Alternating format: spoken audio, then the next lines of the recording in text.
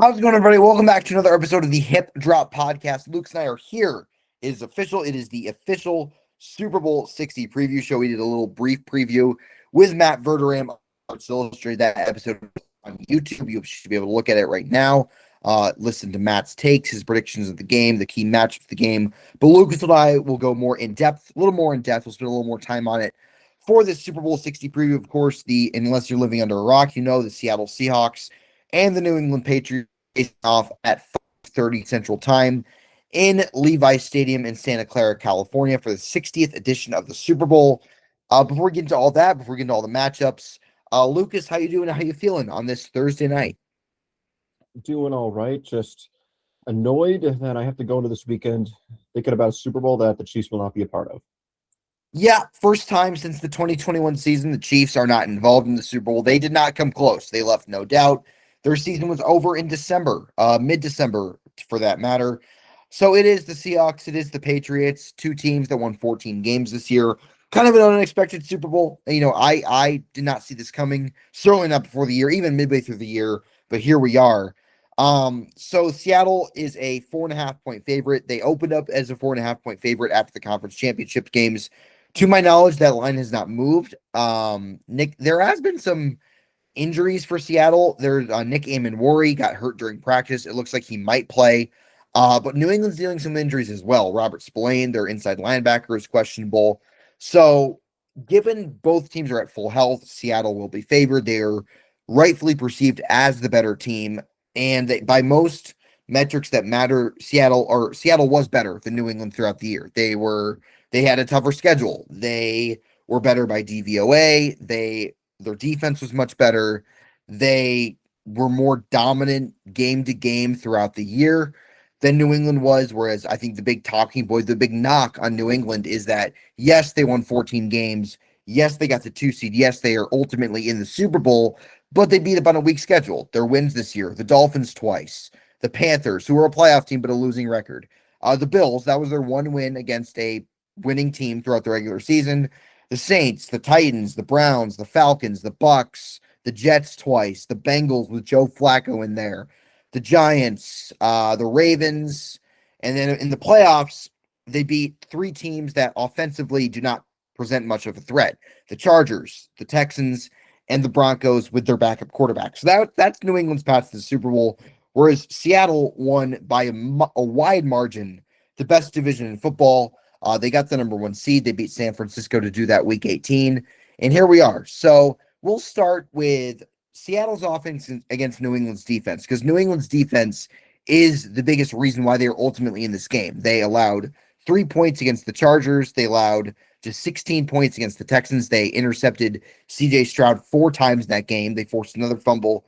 And of course, they allowed just 7 points in the AFC Championship game against the Broncos. So it's a defense that has been dominant throughout this postseason. I think the strength of the Patriots defense is their secondary. You have Christian Gonzalez, one of the better corners in the NFL. You have Carlton Davis, a savvy veteran on the other side. Marcus Jones, more known for his return prowess, is also a pretty good slot corner as well. And then their safeties of Jalen Hawkins, and Craig Woodson have been very good throughout this postseason as well. And so that is kind of what New England leans on, is that you teams have really struggled to throw the ball in them throughout this postseason run. Up front, I think they're better from a run defense standpoint, particularly in the interior. Milton Williams and Christian Barmore is one of the better interior defensive line duos in the NFL. Their exterior pass rushers, not exactly outstanding. They're just, it's Caleb Von Chason, it's Harold Landry. Not a group that really knocks your socks off. And then the inside of their defense, they have Robert Spillane, Jack Gibbons, former Tennessee Titan. So New England's defense is the biggest reason why they're here. Seattle's offense was up and down in the regular season. They had some great games. They had some not so good games. But in the playoffs, they've been as good as you could ask for. Against San Francisco, they really didn't have to do much because their defense and special teams really won the game for them. But they sustained drives. They were efficient. They scored when they had to. And they were superb against the Rams. They put up 31 points against a Rams defense that was top 5 in DVOA in the regular season. Of course, Sam Darnold has been excellent in this postseason run. Kenneth Walker is a great running back. They have the offensive player of the year at wide receiver in Jackson Smith and Jigba, and an offensive line that is certainly improved. I mean, they have really good tackles. Gray Zabel's a good interior guard. So it's a Seattle offense that does present good threat. So Lucas, when you're looking at this matchup, what is the key matchup that you look at for Seattle's offense against New England's defense? I think for me, if we're talking about Seattle's perspective, I think the key is just keeping Sam Darnold clean. And I understand that the strength of the New England defense is their secondary. But Darnold's a guy who's much better when he's kept clean. But in particular, if he's kept clean, that'll make it easier to go through his reads. Clint Kubiak, although he's taking the Raiders' job, very good offensive mind. It'll allow the routes to develop. Cooper Kupp, I don't care if he's getting up there in age. One game, he has a Super Bowl MVP. He's capable of going off for one game. Jackson Smith and Jigba just won a certain award today. We might discuss that later. I spoiled it, but we'll get to it. Yeah, I know you did. He won the Offensive Player of the Year. But I think the key for the New England defense is, in a weird way, I was just looking at some advanced stats. Sam Darnold is like weirdly terrible when he has to throw the ball quickly. I'm not sure why that is. How I'm looking at PFF on throws less than 2.5 seconds post snap. I think Sam Darnold is dead last in passer rating, or he's like second to last. He's third to last out of 26 qualified quarterbacks on pass attempts less than 2.5 seconds post snap. I don't know why that is, but it seems pretty odd. He only beats out Bryce Young and Cam Ward. So I think what that means is if Darnold is heated it up immediately, he struggles to get to the right read and make a good decision, struggles to escape. But if pressure does not get there and he holds the ball longer, he's a much better player. So I think the key for New England's defense is not necessarily just getting pressure, but getting pressure quickly. Like winning, even if you have to go engage 8, force Sam Darnold to throw the ball immediately. Do not allow him to make a play with his arm. Yeah, and look, in Seattle's passing game, it's really Smith and Jigba is obviously the biggest one because nobody, as Matt Verderam mentioned on Monday, nobody else on Seattle has more than 600 receiving yards. Cooper Kupp fell just short of that mark. AJ Barner has 7 touchdowns as the tight end, but just I think he had like 550 yards or something of that line. So if New England can take Smith and Jigba out of the game and get pressure on Darnold, they can really have a shot if their offense answers the bell. We'll get to their offense here shortly. So for Smith and Jigba, the old Belichick metric was, I believe, you put their top corner on their number 2, and then you double the number 1. So you double Smith and Jigba. So you put their number 2 corner, that would be Carlton Davis on Jackson Smith and Jigba, and you give himself safety help over the top, whether that's Jalen Hawkins or Craig Woodson. And then you put Christian Gonzalez on their number 2 receiver, and that would be Cooper Kupp. So Smith and Jigba has to be the focal point of New England's defense. And Seattle's offensive line is very hit or miss because their tackles are really, really good. Charles Cross is a really good left tackle. Abraham Lucas is a very serviceable right tackle. And New England's edge rushers, as I said, not exactly outstanding. I mean, nobody on New England had more than 8 sacks this year. But on the other hand, Seattle's interior offensive line is their weakness. Their center right guard combination of Jalen Sundell and Anthony Bradford can be beat. It's not a good combination.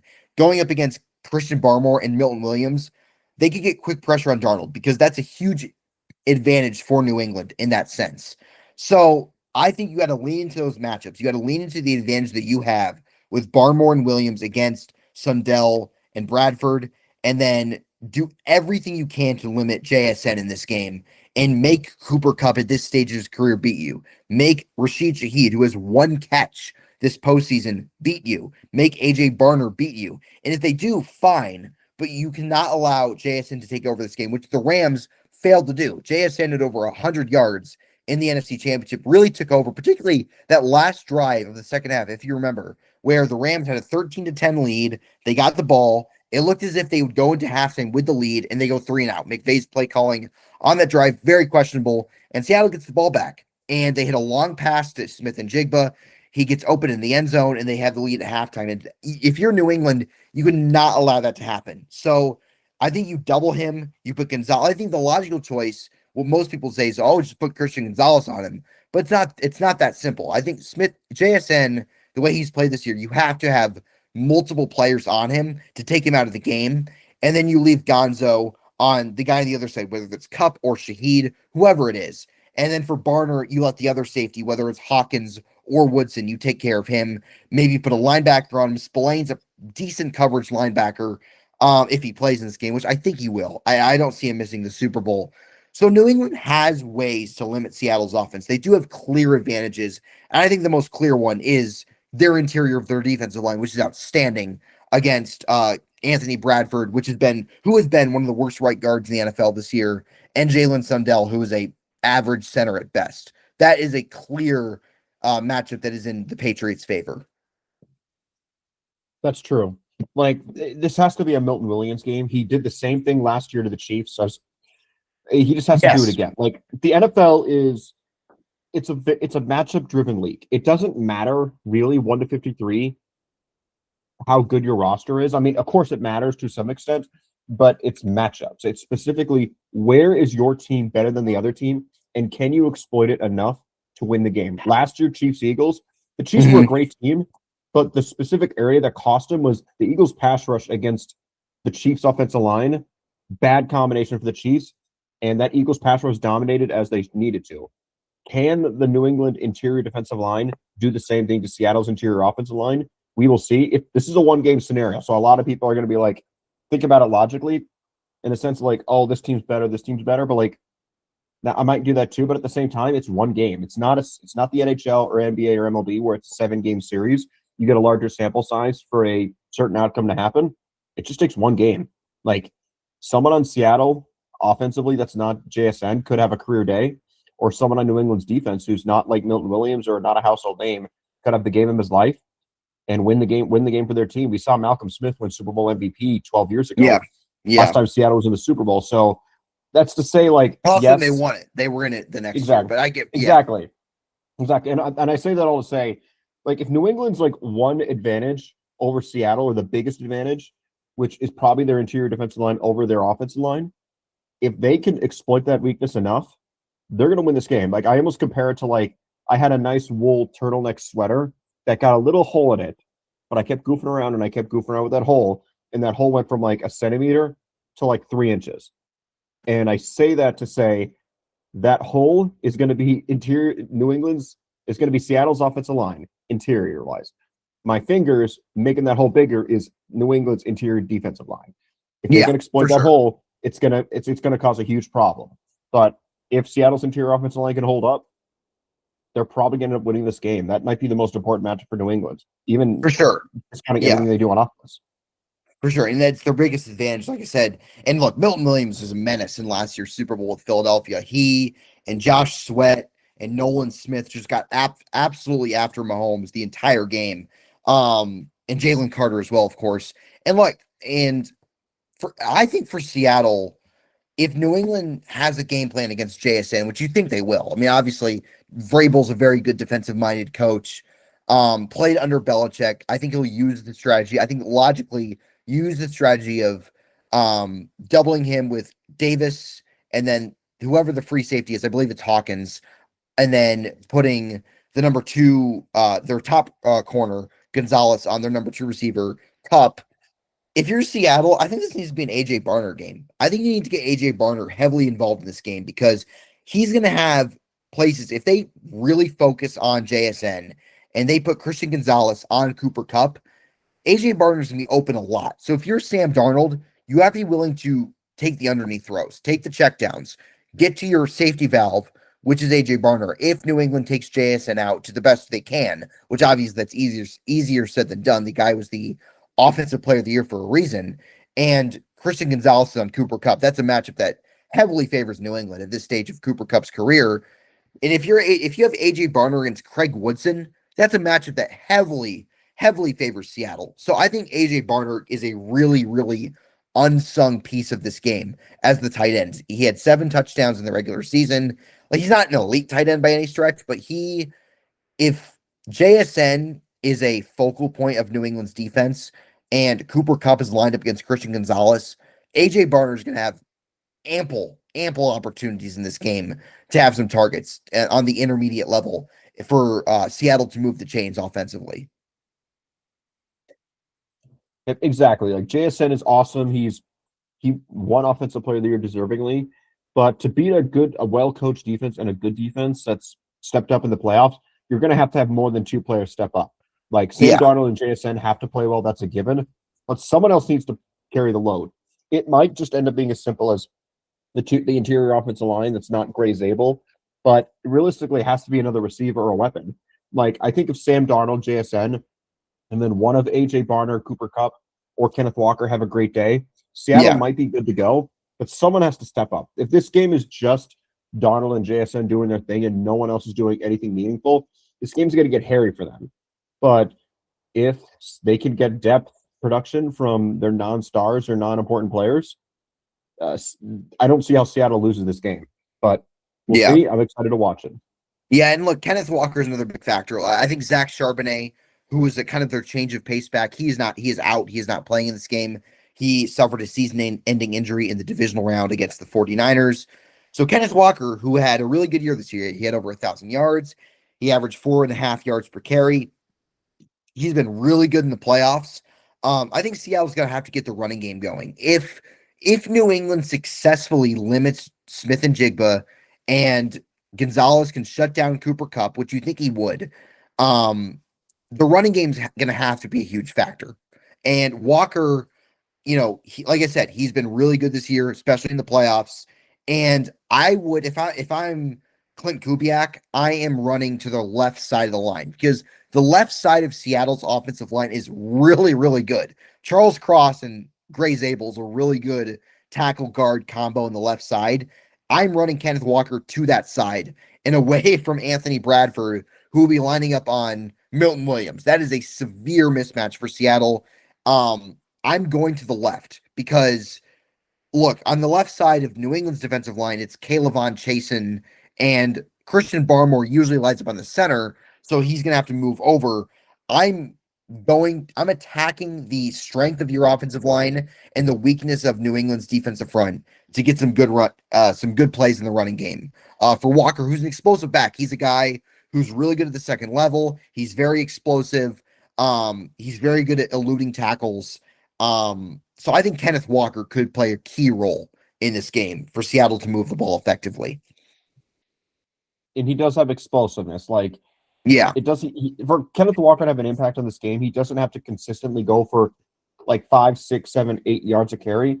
If he can just yeah, break one like 40-yard play to like maybe turn like a 2nd and 9 at like inside Seattle's like own 15 to like midfield, that'll change the game. Like it's great if he can go for 20 carries and get over 100 yards. Like that would be amazing for Seattle. But realistically for him, because he's a more explosive back, he just needs like one or two big carries that completely change the momentum of the game. Even if his overall yards per carry are not impressive, like if he can get like 15 carries for like 55, 60 yards, that's not impressive. But like if one or two of those can go for like 20 yards and completely change the outcome of a drive, that's going to be worth it. absolutely. And I'm looking to see how Clint Kubiak gets Rashid Shaheed involved in this game because Shaheed's a guy who can hurt a defense without catching a pass because he is so fast and so explosive. When he has the ball in his hands, he is a threat to get 15 yards or more anytime he touches it. I remember a play against the Niners in the divisional round where they gave it to him in an end around and he got like 20 something yards easily without being touched. So I'm looking to find manufactured ways to get Rashid Shaheed involved in the offense, even if it's not as a pure receiver. Because as a pure receiver, since being traded to Seattle, he really has not done much this year. He has like less than barely over 200 yards receiving since the trade, but his damage has been as a returner, both in the punting game and the kicking game. And, he's a guy who's a threat to get, 20, 30 yards on an end around or a jet sweep or a double reverse. Like if I'm Clint Kubiak, I think creativity is key and trying to get the ball in the hands of a guy who's a threat to gain 30 yards anytime he has the ball in his hands.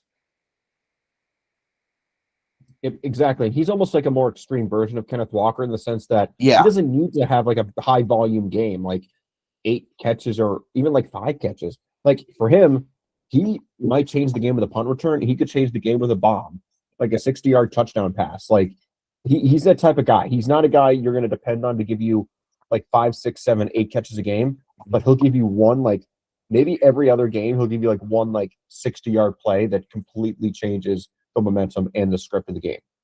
Yeah, and look, Chiefs fans are going to find this very silly, this comparison very silly. He is a supremely juiced up version of what Kadarius Toney was in 2022. Because Kadarius Toney, similarly, traded midseason from the Giants, was on the return teams, didn't really do much as a receiver, but he was a big reason why they won that Super Bowl. He had that outstanding punt return to set up a touchdown.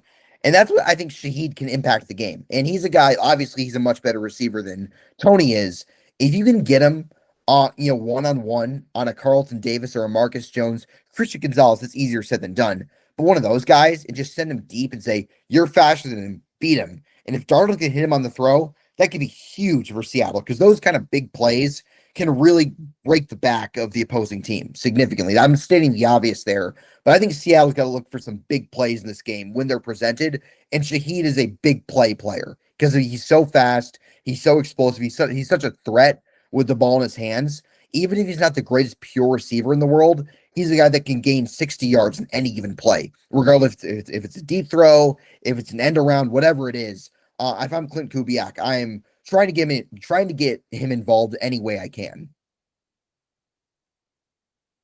Yep, I'm with you all the way. Yeah. All right. Let's move on to the other side of the ball. New England's offense against Seattle's defense. The Seahawks defense was second in points allowed only, or yards allowed rather, only behind the Houston Texans. They topped the league in points allowed. They were at bare bones minimum a top 2 defense in football this year. And they really showed it against San Francisco. They allowed just 6 points in that game. Against the Rams, they didn't have their best game, but they made timely stops when it mattered. The Rams, Matthew Stafford was did not complete a pass on 3rd or 4th down. Of course, they got that key stop deep in the red zone with Devin Witherspoon breaking up a pass for Terrence Ferguson, which ultimately won them the game. But this Seattle defense all year was excellent. Excellent on every level, particularly the secondary, with Witherspoon and Nick Eamon-Wari, who's a Defensive Rookie of the Year candidate this year. Julian Love is a very good safety. Reek Woolen, kind of a wild card. He'll get beat on some occasions. He'll commit some questionable penalties, but by and large, he is a good cornerback. Kobe Bryant is a very, very solid nickel corner. Seattle's pass defense is outstanding, and their run defense is also very good with Leonard Williams and Byron Murphy. We're talking about good interiors. We're talking up Milton Williams and Christian Barmore as one of the best interior defensive line tandems in the league. They might not be the best interior defensive line tandem in this game, with Leonard Williams and Byron Murphy the second on the other side. Seattle's defense is very, very good. And New England's offense in the regular season was also very good. They were top 5 they were top 10 in pretty much everything. They were top 5 in DVOA. They were top 4, I believe, in points per game. Drake May was a second team All Pro. He was second in MVP voting by 1 vote. We'll get to that later. But in the playoffs, they've struggled. They scored just 16 points against the Chargers. They had just 6 first downs deep in the 3rd quarter against the Texans' dominant defense, and they scored just 10 points against the Broncos. And if you remember, their only touchdown was on a short field. It was a 12-yard drive set up by Jarrett Stidham fumbling. So New England's offense has really taken a step back in this playoff run, but they are not getting an easier test in this game by any stretch of the imagination. No, they are not. Yeah. Drake May, technically he wasn't the MVP of the NFL, but he was as close as you're possibly going to get without winning the award. Yeah. He needs to have a great day today. Seattle is very well coached. Like, in a weird way, I don't think Drake May is under that much pressure. I think I think Sunday is going to be more about Josh McDaniels, who won an award himself as the best assistant coach. So, like, Josh McDaniels is going to have to outcoach Mike McDonald. Like, that has to happen. Like, I know we talked about the interior defensive line of the Patriots. That's probably the on-field, like, specific matchup that has to go New England's way. But for me, the number one is Josh McDaniels outcoaching Mike McDonald. Like, Like I don't think I don't think there's a scenario where we walk away from this game and say Mike McDonald was better than Josh McDaniels and the Patriots won. I just Yeah. cannot see that being a sentence that happens. Like theoretically, I could see Josh McDaniels out coaching Mike McDonald and Seattle still winning. Maybe that's unlikely, but I could see it more than the reverse.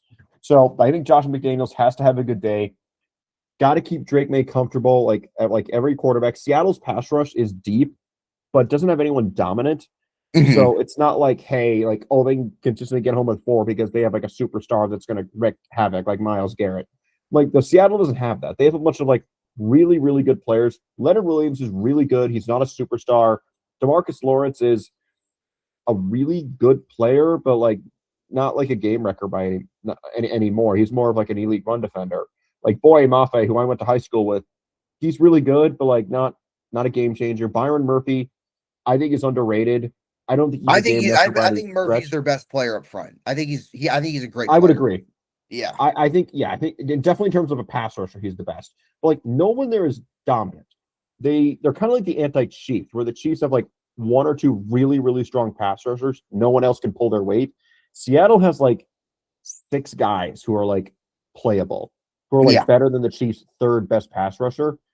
But that's sometimes what you need. Like if you could face an offensive line like New England's, which can be hit or miss, if you could just have 2 or 3 guys consistently win matchups against inferior players, that's all Seattle will need, even if no one there is really a star, because they don't need someone to win like 40 or 50% of the reps.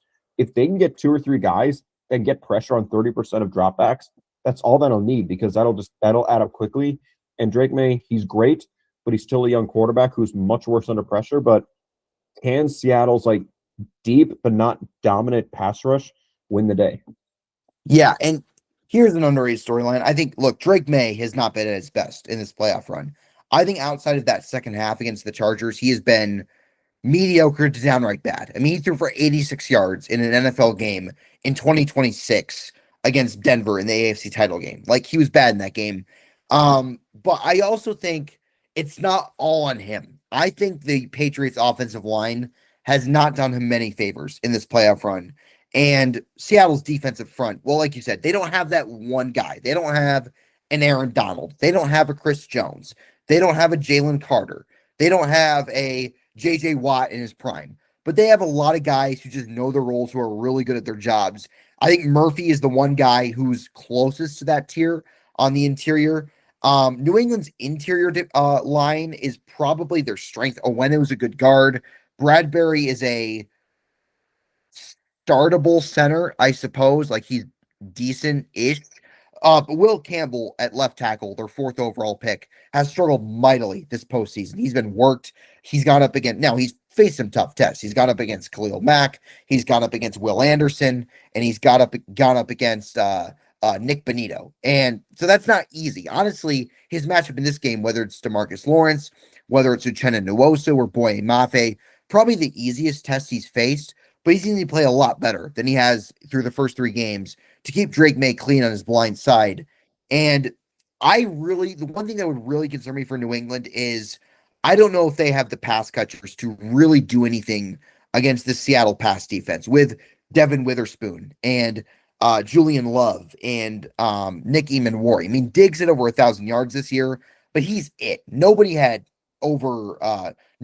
believe, had over 600 yards this year receiving for New England. Hunter Henry, similar to AJ Barner, was very good in the red zone, but his yardage was pretty light. Mac Hollins Kyle Williams is a rookie. Keyshawn Booty's made some nice plays this year, but he's obviously, a pretty run of the mill receiver. If Seattle can take Diggs out of the game, I think it'd be scary hours for New England's passing game because unlike Seattle, their second options are not nearly as good. They don't have an explosive player like Shaheed. They don't. I mean, say what you will about Cooper Kupp at this point in his career, but Cooper Kupp is a guy who he's a veteran player. He's a savvy player. He knows how to get open. Seattle's secondary weapons are better than New England's. So if Diggs can be neutralized by Seattle's defense, if they can take him out, I think Drake May could struggle to find openings in this against the Seattle defense. And New England's running game, I think, will need to play a role here. Travion Henderson, who was very good in the regular season, has struggled in the postseason as well. They're going to need to find them some lanes. And like I said, that's easier said than done because Seattle's run defense with Williams and Murphy really hard to run on. And Ernest Jones is an excellent linebacker at the second level. He was second team All Pro this year for a reason. So I do think there's more difficult paths for New England to find success on offense than there is for Seattle.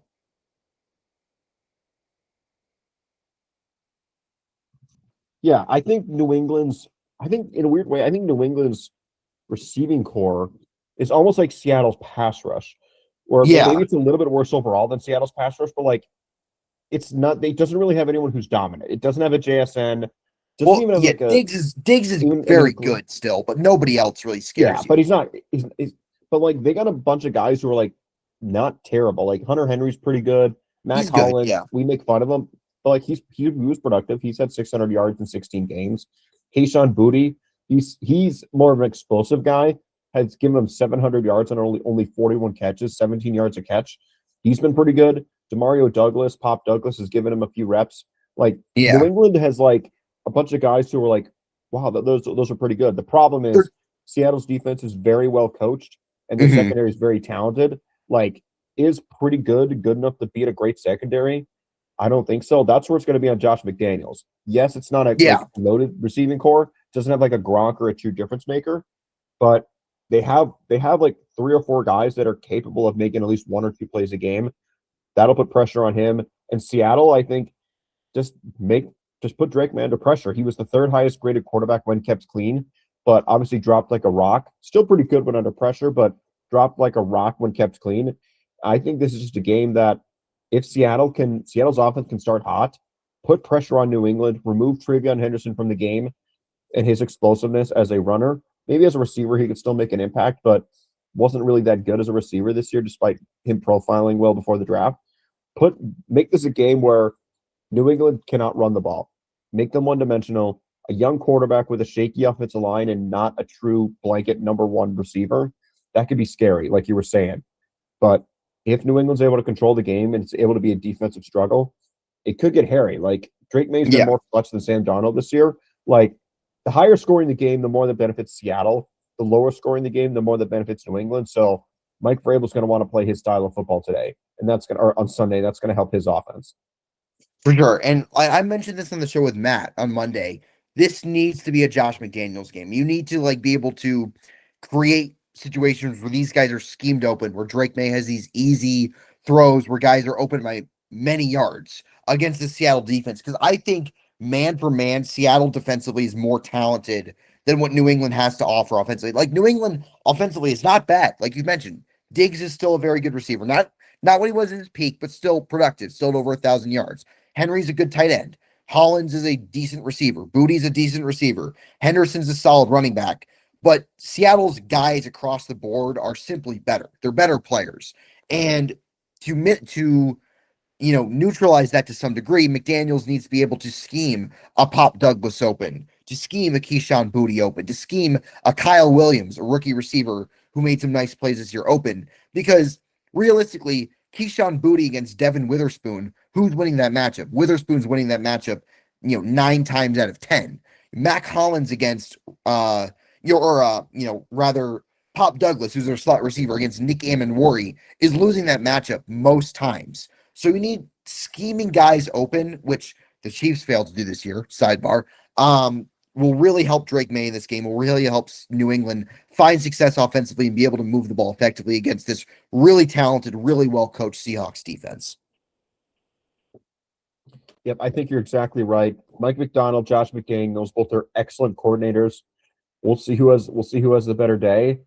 I'm leaning towards one over the other, but Yeah. I think I have a lot of respect for both in their positions. Yeah. All right. So that about breaks it down. We went through all the matches, we went through the X's and O's. Time to make our picks. We already made them on Monday. We'll make them again. We had a couple days to think about it, to see if we changed it. I didn't change my pick. I'm still sticking with the Seahawks. I think it will be close, but I think Seattle wins. I think they win 24-20. I think this game comes down to New England trying to drive for a touchdown. They get close to the end zone, but they need a touchdown to win. Seattle makes a goal line stop and wins their second championship in their franchise's history, their first in 12 years.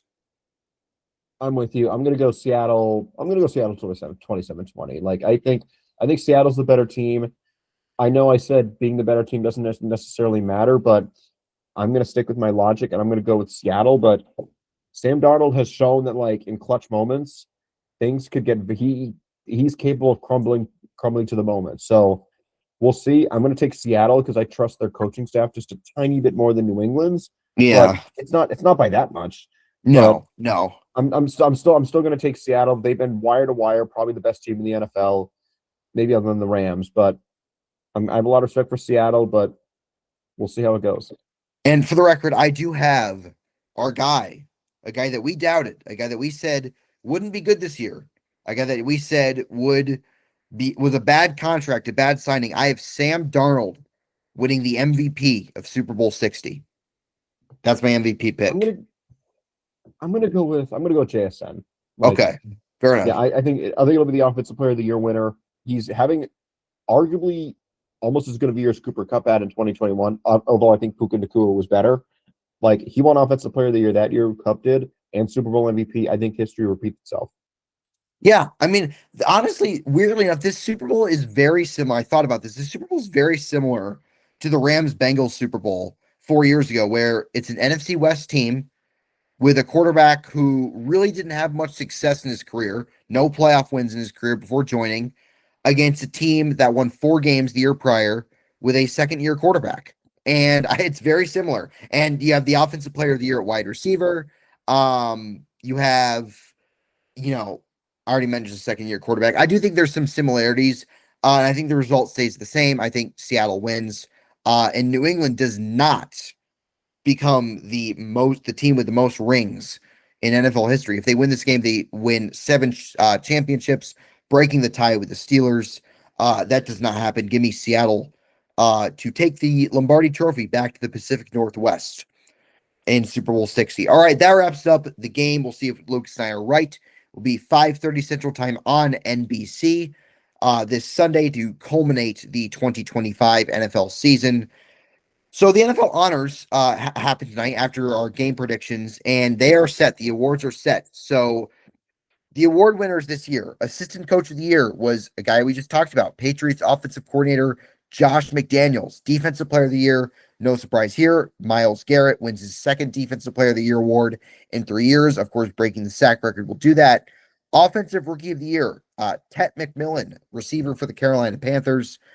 Protector of the Year, and now inaugural Protector of the Year is former Chief Joe Tooney of the Chicago Bears. Comeback Player of the Year, Christian McCaffrey of the San Francisco 49ers.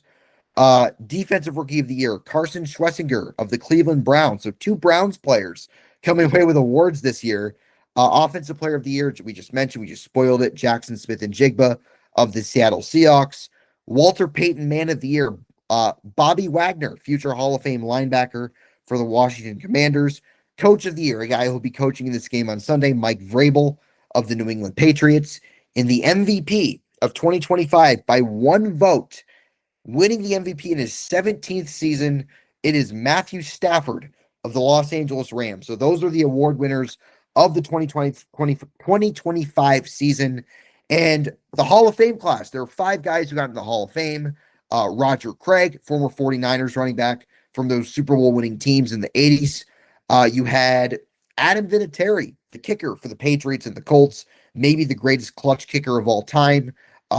Greatest pure kicker of all time is in the conversation for as well. You had Luke Kuechly, I think a year overdue, but he gets in. Phenomenal linebacker for the Carolina Panthers, Defensive Player of the Year winner in 2013. And then 2 first ballot Hall of Famers. You had Larry Fitzgerald, former receiver of the Arizona Cardinals, played his entire career in Arizona, helped lead them to the Super Bowl in 2008.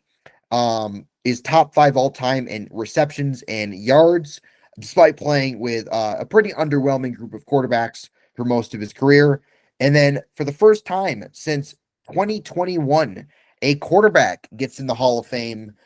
Drew Brees is a first ballot Hall of Famer, of course, retired as the all-time leader in passing yardage and passing touchdowns through for 5,000 yards 5 different times.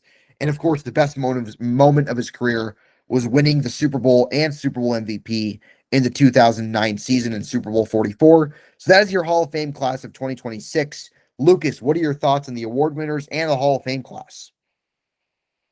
Yeah, I'll just go down the list. Matthew Stafford would have been my MVP vote. JSN, he probably would have been my offensive player of the year, but only because Puka Nacua missed a couple games. Yeah, Miles Garrett, easy depoy. Tedorola McMillan, not Ted McMillan, Tedorola McMillan.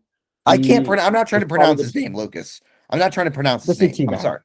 Just say T Man. Sure, Because the only whatever. reason I say that is because he was telling people before the draft he doesn't like to be called Tet, so I'm going to respect All that. right. Well, I T didn't Mac know or that. So Ted. No, you're fine. No, the NFL keep Stock going. Exchange taught me that, so I got Carson Schwarzenegger. Not a great year for defensive rookies, but I think he was the default winner. Joe Tooney may have solidified his Hall of Fame career by winning this award, which the first winner that will matter.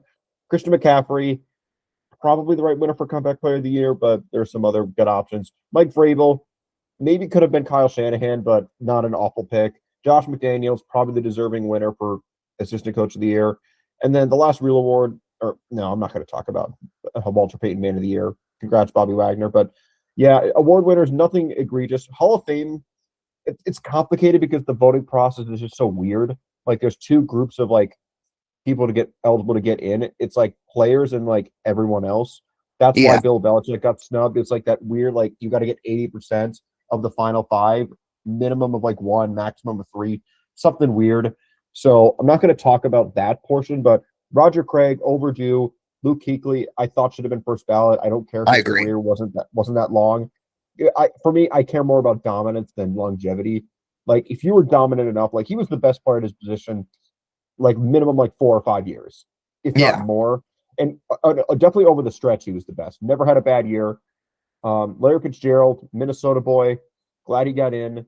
Drew Brees, easy Hall of Famer. Roger Craig, again, should have been in a couple decades ago, but sad some players got left off, but it is what it is. But next year's Hall of Fame class is going to be insane. Like it's going Yeah. to be like, So here are the players that are eligible for the Hall of Fame next year. So I'm going to pull it up right now. These are players who retired after the 2021 season. So those players are Adrian Peterson, Rob Gronkowski, mhm. Richard Sherman, Ben Roethlisberger, Cam Newton, Andrew Whitworth, Antonio Brown, and Gerald McCoy. Those are the players who are eligible next year. Look, I think Peterson will get in. I think Gronkowski will get in. Roethlisberger is an interesting one. Maybe they make him wait a year because of the off the field problems, but he'll get in eventually. Sherman gets in eventually. I don't know if he gets in first belt, but he'll get in at some point. I think Whitworth gets in at some point. Antonio Brown's an interesting one because as a player, easily a first ballot Hall of Famer. But there are some other factors as well that might keep him out. But we'll see. Those are the guys who are notable players who are eligible for the Hall of Fame next year. So we'll see how that goes at the NFL honors after the 2026 season. But that wraps up this episode. Luke and I are proud to preview Super Bowl 60 between the Seahawks and the Patriots. We both have the Seahawks getting their revenge from what happened in Arizona 11 years ago. Lucas, do you have any final thoughts before we disperse? Other than next year's class is going to be insane. I think Gronk and Adrian Peterson are the only two I'm very 100% confident are going to be first ballot. I could see Yeah, a scenario where Ben Roethlisberger, Richard Sherman, and Antonio Brown, especially Antonio Brown, don't get in next year. yeah, If Terrell Owens wasn't first ballot because of his personality, AB's definitely going to get left off for next year, sure. no question about it. But yeah, a lot of good names. Gronk and Adrian Peterson are the only locks to be first ballot, but definitely a strong class. Oh, I agree. It's a very strong class. This year's a strong class. I mean, Drew Brees and Larry Fitzgerald, two of the defining players of their era, and they yep. enter Canton tonight. So good for them. Um, so that wraps up for this episode of the Hip Drop Podcast. I got a cough real quick. This was the final episode of the 2025 NFL season before the culmination. And Lucas and I will be back next Monday or Tuesday to recap Super Bowl 60. A champion will be crowned by then. It'll be either the Seahawks or the Patriots, and we'll be there to wrap it up. And of course, then we'll get into the offseason combine, draft, free agency, all that good stuff will be year round. Lucas, thank you for joining, and we'll see you next week. Yep. Have a good week, everyone.